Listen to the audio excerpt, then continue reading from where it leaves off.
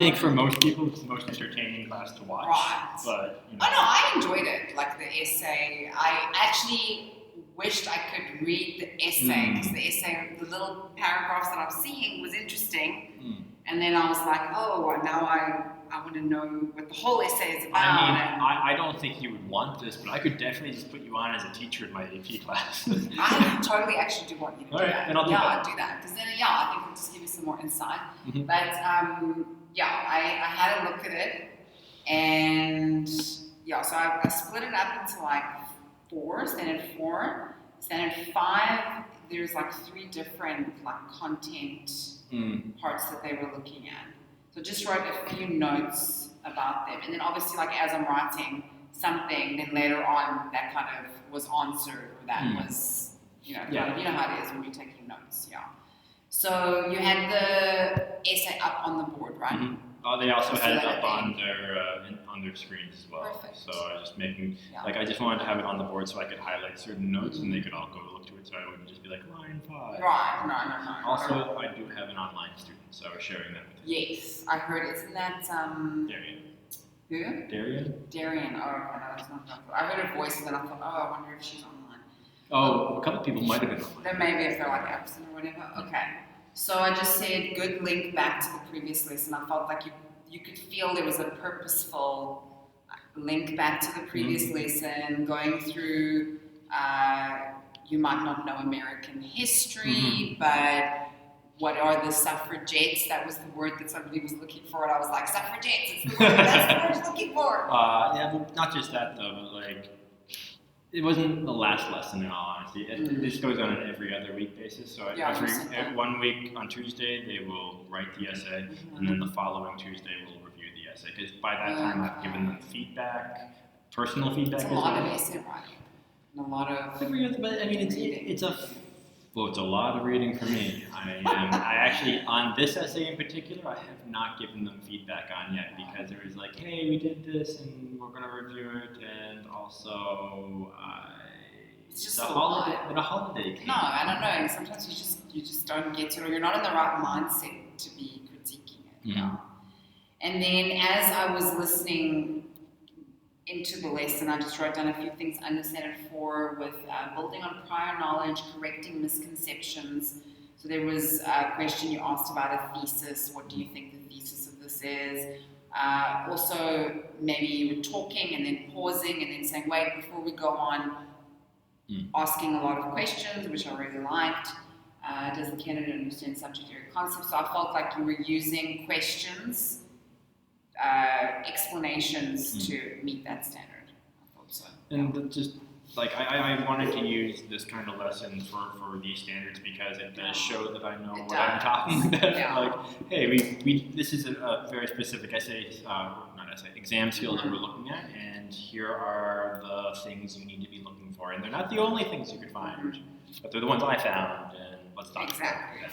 The one thing I was giggling at in the first half of the lesson was I'm an SAT proctor, and when the girls were talking about one of the questions on the paper, I was like, you signed a piece of paper that said you would not discuss any SAT questions after the SAT. Yeah, they said something about one of the terms was on the SAT, it was one of the questions, and they were like so excited that they knew that. So I wrote down here, SAT, ha ha, wink wink. All the students lied to me. I didn't sign that paper. But also, teaching this class, it's very useful for kids taking the SAT. They're the same company making the same exams, and it's great though when you hear that. It's like they bring up the questions, like It's not the first time, nor like every year I've had students been like, "You made us read Frederick Douglass. I knew who that was. I could respond to that." Awesome. I think in hindsight, the College Board needs to be realistic about their discussion expectations. Like in all honesty, like I think I want to know like how does that go. I mean, I even myself as a proctor, I'm not supposed to read the thing, and I'm like, I'm an English teacher. I want to see what is on that final paper. Anyway, let me not give away too many.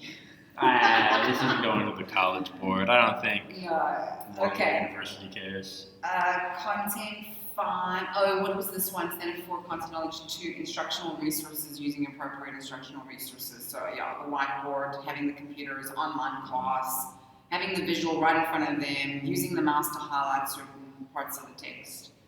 It's rudimentary, but Exactly. it's useful. The application for Standard 5 Content 1 was, does the candidate design and implement student projects to guide students in analyzing the complexities of an issue? So you're emulating what they're going to get on the final exam, right? So it's teaching them those skills, and then as you're working through it, like with complexities, I said, you're analyzing certain vocabulary as you're going, you're talking about all the rhetorical devices, you have the visual in front of them, so they can see, you're talking about the test skills, giving advice, don't go off topic. I do think I've been told a couple of times that like this standard does typally respond to like, are they doing a project, or do they have a project-based learning thing going on? Which they did, they just weren't working on it in that class. Okay. But they're still, okay, so they're all working on it individually. This like the essay, they can't group write an essay.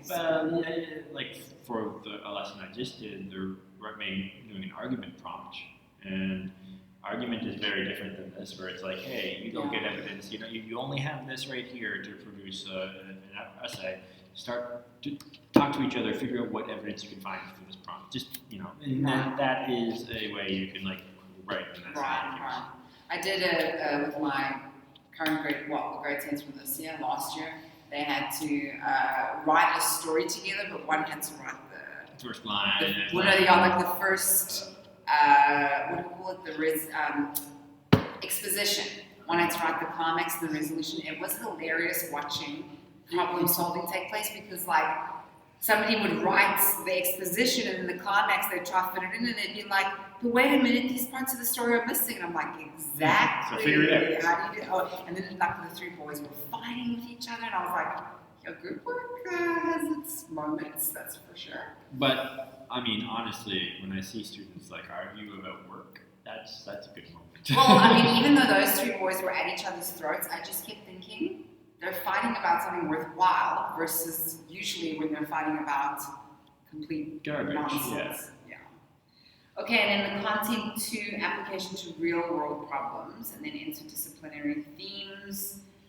You were asking questions about, when you were talking about the child labor, and then about electronics and the clothes we're wearing, and kind of ethically asking ourselves, is this still going on? So initially I'd written, okay, maybe ask a current question, and then you asked a current question. So, and then even, just thinking about that does definitely make them explore that idea, and can even go into that even more. Hopefully that's what they're going to do. I do have students in that class that are in another class of mine as well that are looking at human trafficking in the world right now, and that might tie in to child labor. Yeah, that group QAnon. Let's not get into this on here. Yeah, there is someone in the class looking at the psychology of conspiracy theories. Interesting. Mira. Okay, so what do you think went well? What do you think went well? I think the students, like, the more they do this, the more they get used to it, the more they see me explain it, the more they take a look at other student examples. I think that it does help them. And I do know what I'm talking about with these things. So yeah, I think like the advice you're giving is solid, looking at all the different aspects. I also do like, I like to let them know that it's not fair that I get to do this. It's not fair that I get I can sit down with an hour with it. And I have all the time in the world, everything. I take about 10 minutes to highlight stuff and find stuff like they do. Right. But it's still, like, the pressure's not there. Right. I don't have to write an essay about it there and after. So I'm cherry picking. Right. They are panicking, right? Yeah. So I think the fact that I can do that very easily went well. But again, I like to let them know that, yes, I am smart at this, but also it's not. Don't blame yourself. Right, like you're still learning certain skills that you need and stuff. Okay, and then what do you think could do better? I mean, like the technology we're using is pretty rudimentary. I probably could have. Maybe a bit repetitive. Yeah. Sometimes I get off topic on random things. I have a long rant today with students, but it was more of just good fun. Right. And sometimes you need that too, I think. I think sometimes I feel like discussion, that goes off topic but still keeps everyone engaged is more meaningful than the lesson you might. I think they needed it this morning, this morning, because they had me maybe for 15 or 20 minutes just chatting with them. That's good. But also half of them were like dressed up. One was in a taekwondo gi. I know, it's so cool. Doing like she was doing kata and like the movements in the classroom, and I was like, this is fun. Yeah, I mean, Diane and I spent 15 minutes videoing Tom with his samurai sword and he was doing poses for us, and I was just like, I'm totally okay with this today. I saw that kid hallway. Yeah, he was walking down here. And I was like, I like your clothes. He's like, I like your clothes too. That is Tom right for you. He is the sweetest kid. I don't think he understood, but he is the sweetest child you will ever meet. And that is. Remember that example that Lyle did about Lexile levels and how in one class we have a student that is at college level reading, that was your class, another student that's in a kindergarten reading. Yeah. Tom is the sweetest kindergarten child. I mean, what can we do? His parents want him to learn Chinese, and he's 15 years old.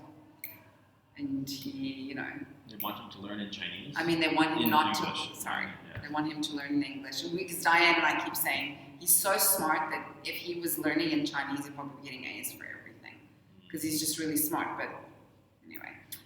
Okay, what needs to be improved, and then... Yeah, but the technology, I think I could make it a more engaging way. I always have the problem that I did solve a little bit today. I asked, we were talking about the nature of man and its good and evil, because we're in ethics unit now. And I talked about what would happen to the school if all the rules, just the school rules, not the country's rules, all school rules were just nullified. There are no school rules, and they started talking about what the first things they would do are. And most of them are just like, your uniform, I'd be like to have my phone. I'm like, that's what you would do? You're going to make yourself a cup of coffee. You're definitely proving that people are good. That's the only thing you're looking at. But I think innately, we all think we want to do bad when no one's watching, but your conscience is like, seriously? Want to be doing this? How are you feeling about this? Do you know who Michel Foucault is? Mm-hmm. He's a political philosopher, and he came up with the idea that prisons, hospitals, and schools are all kind of run in the same fashion, and it's all through observation, and we're all being observed. We're all being hiddenly observed all the time, even if it's by either a teacher, other students. I actually did a paper in my 4th year about the hidden curriculum and how even things like, South African schools, it's very methodical. The teacher will line up the boys and the girls will always be allowed in first, and that's very just how we run our schools. And I remember after writing that, and I was just like, I have been brainwashed my whole life. Mm-hmm. Good job. Okay, so do I fill in this evaluation? Yes. Okay, perfect. I'll probably just go, No rush on your part, on your end. This has to be passed in by me, and I definitely still need to finish writing my essay, my plan. And I liked your editing of your video with the sort of indications at the bottom. That was good. I finished that by